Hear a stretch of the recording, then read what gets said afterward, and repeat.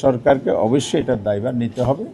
Election কমিশনকে সবচাইতে বেশি দায়ভার নিতে হবে, যেহেতু নির্বাচন তফসিল ঘোষণার পর সম্পূর্ণ পাওয়ার ফাংশন ওনাদের হাতে চলে আসে। দ্বৈত নীতি বা বৈপরীত্য, এই যে বৈষম্য, এটা যদি অব্যাহত থাকে তাহলে সুষ্ঠু নির্বাচন কীভাবে হবে? কিছু কিছু অফিসার ইতিমধ্যে চিহ্নিত হয়েছে, তার নিরপেক্ষতা হারিয়েছেন, বিতর্কিত হয়েছেন, এক এক জায়গায় এক এক রোল করেছেন, যেমন ডুয়েল সিটিজেনশিপ ব্যাপারে এক এক জায়গায় এক এক রকম হয়েছে। আবার শুনতেছি আইনের শিথিল করার কথা। ভালো কথা, আইনে শিথিল করবেন না কড়া করবেন এটা আইনেই বলে দিবে। প্রভিশন থাকলে সবার জন্য হোক, না থাকলে কারোর জন্য না হোক। ঋণ খেলাপির ব্যাপারে একই প্রশ্ন উঠেছে, কোথাও বৈধ হয়েছে, কোথাও অবৈধ হয়েছে।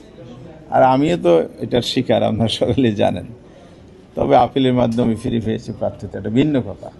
যারা এই ইনজাস্টিসগুলো করে যাচ্ছে তাদের বিরুদ্ধে কোনো ব্যবস্থা নেওয়া হচ্ছে না। তাহলে সুষ্ঠু নির্বাচনে এগুলো একটা ব্যারিয়ার, এটা আমরা মনে করি। বাংলাদেশের মানুষ চায় বহুদিন পরে একটা নির্বাচন হচ্ছে, এবং বহু হয়রানির পরে হচ্ছে, বহু জুলুমের পরে হচ্ছে। মানুষের প্রত্যাশার জায়গাটা অনেক বড়, বিশেষ করে জুলাই আগস্টের অভ্যুত্থানের পরে প্রত্যাশা অনেক বেশি।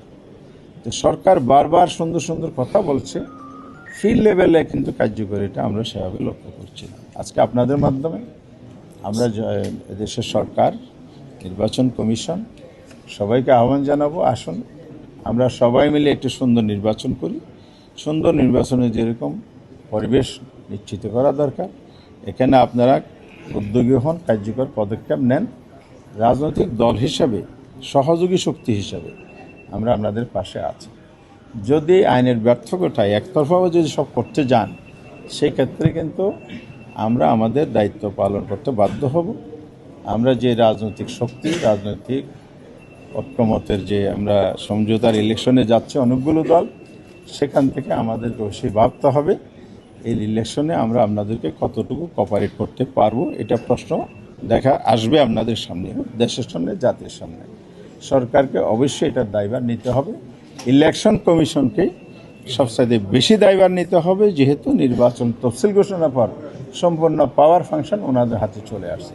কমিশন ইনস্ট্রাকশনের আলোকে কিন্তু প্রশাসন চলছে। গভর্নমেন্টের আদার্স ফাংশনের মধ্যে ওনাদের একটা ভাইটাল রোল ইলেকশন কেন্দ্রিক আছে। এই জায়গায় ওনার দায় এড়ানোর কোনো সুযোগ নাই। লোকাল ব্যালট যেটা হয়, নির্বাচন কমিশন আমাদেরকে যেটা বলেছে, যেহেতু এখানে একটা পোস্টাল ব্যালট পাঠানো আবার ভোট নিয়ে ফিরিয়ে আনা একটা টাইম বিষয় আছে, সময় সাপেক্ষ বিষয়। এই কারণে ওরা যেভাবে পাঠিয়েছেন এটা আমাদের কাছে অযৌক্তিক মনে হয়নি।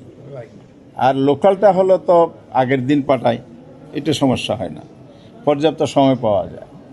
আর যেহেতু একটা মেজর কোনো সমস্যা নেই, এখানে শুধু ক্যান্ডিডেট সেট আপটা হলো বাকি থাকে। প্রতীক তো আর সবসময় একই, পরিবর্তনীয় তফসিলের সাথে যাচাই বাছাইয়ের সাথে কোনো সম্পর্ক নেই।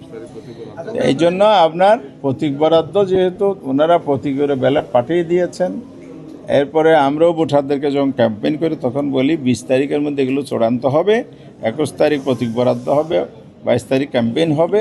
সুতরাং পোস্টাল ভোটারও যেন 20 তারিখের পরে ভোট প্রদান করে। এর আগে দিলে কিছু জটিলতা আছে, এইটা যেন না হয়। ব্যালট যেটা বিদেশে গিয়েছে, কোন একটা দেশে, ওমান না কোথায়, আমি শুনে আমার বাহরাইন, আমাকে একজন সাংবাদিক বিবিসির আমাকে ফোন করছিলেন। তো উনি যেটা আমাকে বলেছেন, এই লোকটা আপনাদের নেতা কিনা। আর বাহরাইন এমন একটা দেশ, যে দেশে কোনো রাজনৈতিক দলের শাখা তাদের দেশের আইন সাপোর্ট করে না, অ্যালাউ করে না।